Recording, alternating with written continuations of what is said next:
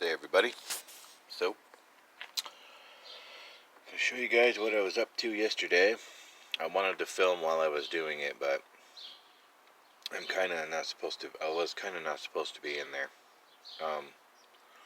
My cousin runs his own body shop, and some folks a while back had taken apart I think it was a Dodge Caravan or a Chrysler Town and Country. Had a bad head gasket, so they just put a new engine in it. So we had this engine sitting in the corner of his shop. Been sitting there for a couple of months, I guess. And he's trying to clean up the shop, so people pretty much abandoned the engine there. They didn't want it. So he gave the core of the engine, the heads, and the block to my uncle, who scraps. Told me if I wanted any of these parts to come out and get them. So these are all for a 3.6 pentastar like what we have here at the Dodge. So I went out and grabbed a bunch of stuff. I was going to take the heads too, but the main issue was that the head gaskets were blown on it, and down to further inspection, the camshafts were kind of gouged out, and some of the rockers were loose. So it definitely had the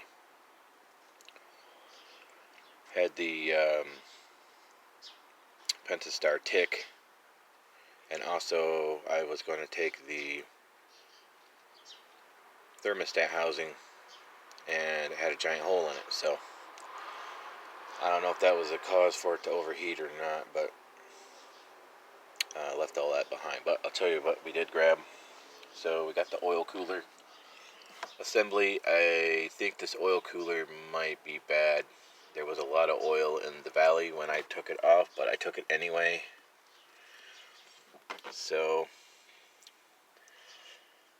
if nothing else, the cooler part is still good probably, and the sensor right there, the oil pressure sensor, probably still good.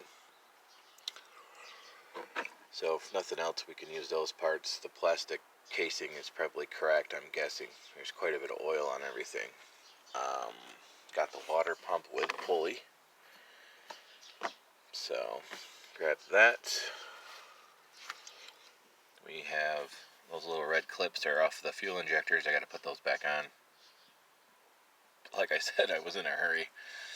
I was trying to get out of there. I was there, I don't know, 2 hours. It took me about an hour and a half to get everything off. I was trying to be real careful with stuff. So I took my time. Plus conditions weren't exactly great. I was sitting on a Gatorade cooler and the engine was just sitting on the floor. So, but grabbed, this is my bag of tools, and got the wiring harness for the injectors and everything. Got the valve covers. Got the intake manifold and the injectors and the fuel rail. And I got an engine pad, which this car doesn't actually have one. And this bracket, I got the idler pulleys, the tensioner pulleys. This bracket's off the front of the engine, or actually it's on the rear of the engine. Sits on the rear of the engine behind. I had to take it off to get one of the valve covers off. But everything seems to be in pretty good shape. And then I also grabbed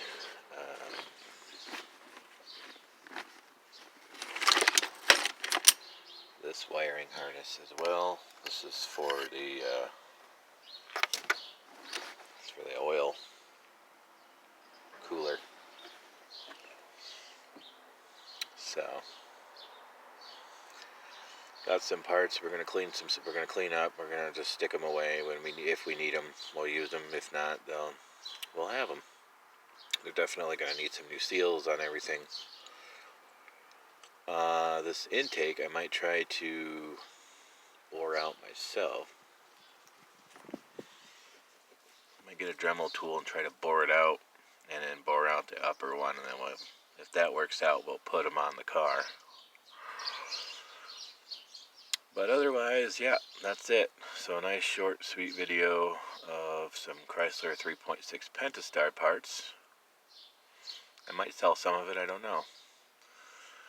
Like the cam phaser on this, or yeah, the little cam phaser thing here, it's broken right off, so this would have to be replaced. They were not nice to that engine when they yanked it out of that van. So I found a lot of broken pieces. I have no idea how many miles the van had on it, but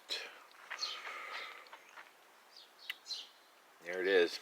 And like I said, I would have taken the heads too, but the condition of them, I didn't know. I mean, the head gaskets were blown. That's what I was told why the engine was sitting there.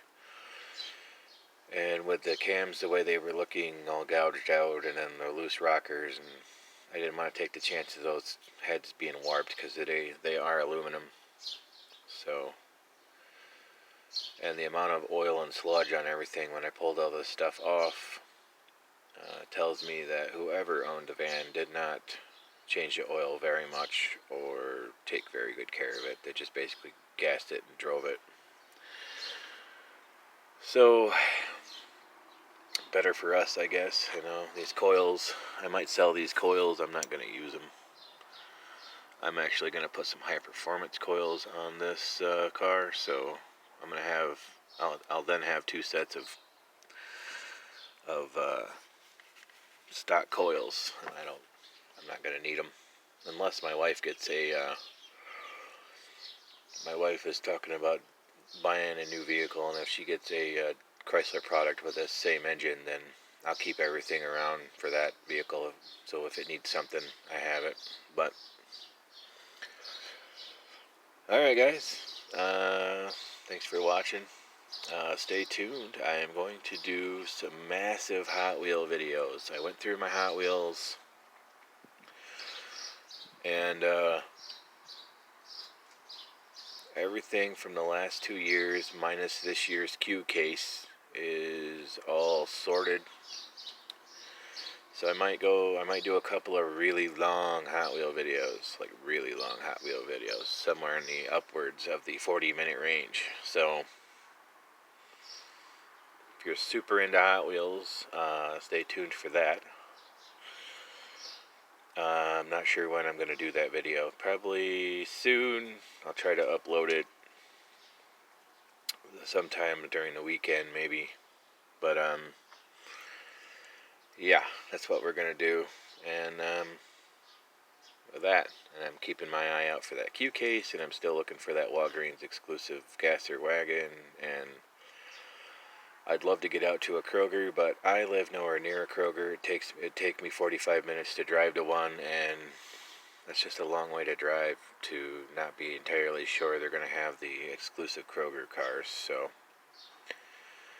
well, next time I'm out in that area, maybe I'll stop and just take a look. But till then, everybody have a great day, and yeah, got a massive haul on car parts, which is pretty sweet. I mean, these intake manifolds are not cheap, so it's cool. All right, I'll talk to everyone later. Bye.